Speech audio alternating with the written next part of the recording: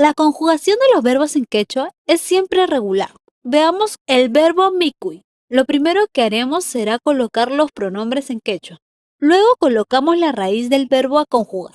Ahora solo debemos añadir el sufijo de conjugación correspondiente a cada pronombre, quedando de esta manera. Ñuja mikuni, que quiere decir yo como. Han mikunki, que quiere decir tú comes. Pai mikun, que quiere decir él come. Ñujanchik mikunchik, que quiere decir todos nosotros comemos.